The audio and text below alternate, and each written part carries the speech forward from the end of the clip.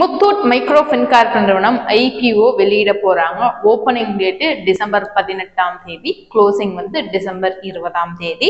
ஒரு ஷேரோட minimum price வந்து 277 ரூபாயிலிருந்து 291 ரூபாய் வரையும் இருக்கும் அப்படின்னு சொல்லியிருக்காங்க. ஐபிஓ பொறுத்தளவுல நம்ம மினிமமா ஒரு லாட்டுங்கிறத கண்டிப்பா வாங்கணும். அது ஒவ்வொரு கம்பெனி ஒவ்வொரு அளவு ஷேர் சொல்லுவாங்க. இந்த கம்பெனியை பொறுத்தளவுல முத்தூட் மைக்ரோ ஃபின்கார்ப் கம்பெனியை பொறுத்தளவுல மினிமமா ஒரு லாட்டுக்கு எவ்வளவு ஷேர் சொல்லியிருக்காங்கன்னு பார்த்தா 51 ஷேர். ஸோ நம்ம 51 ஷேரை கண்டிப்பா வாங்கணும் இந்த ஐபிஓவுக்கு நீங்க அப்ளை பண்ணணும் அப்படின்னா.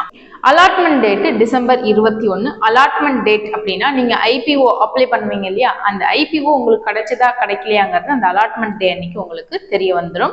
லிஸ்டிங் வந்து 26 டிசம்பர்.